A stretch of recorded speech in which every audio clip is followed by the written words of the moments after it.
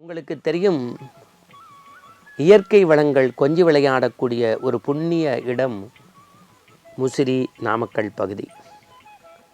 காஞ்சி மகான் தன்னுடைய இளைய வயதில் ஒரு பாலசந்நியாசியாக பட்டத்திற்கு வருகின்றார். ஆரம்பத்தில் கும்பகோணசாமி என்று அழைக்கப்பட்டு கும்பகோணம் அழைத்து செல்லப்படுகின்றார். அவருடைய பெருமையை, ஞானத்தை உணர்ந்தவர்கள் எல்லோரும் வருகின்றார்கள். இளமை காலத்தில் இன்னும் நாம் நிறைய கற்றுத்தர வேண்டும் என்று வேதத்தின் வித்தே, வேதத்தினுடைய உட்பொருளை, ஞானத்தை அறிவதற்கு மீண்டும் இந்த மண்ணுலகில் சாட்சாத் சந்திரமௌலீஸ்வரராக ஒரு மனித புனிதராக அவதாரம் எடுத்த இறை தூதர் என்றே சொல்லக்கூடிய சுவாமிகள் முசிறியிலிருந்து நாமக்கல் செல்லக்கூடிய மகேந்திரமங்கலம் நோக்கி வருகின்றார். தன்னுடைய பால்ய வயதில் ஒரு வைணவ பெரியவருடைய இல்லத்தின் மாடியில் இடமொதுக்கி தரப்படுகிறது. அங்கு இருக்கின்றார். இன்றைக்கு மகேந்திரமங்கலத்தின் அந்த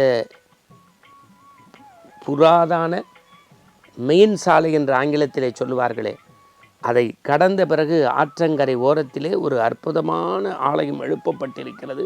ஆரம்பத்தில் அது பன்னெடும் காலத்திற்கு முன்பு குடிலாக, காலையில் ஆற்றங்கரையிலே குளித்துவிட்டு நித்திய அனுஷ்டானங்கள் முடித்து மண்ணிலே எழுதி பாஷ பாடம் படித்தவர் நம்முடைய மகா பெரிய சுவாமி.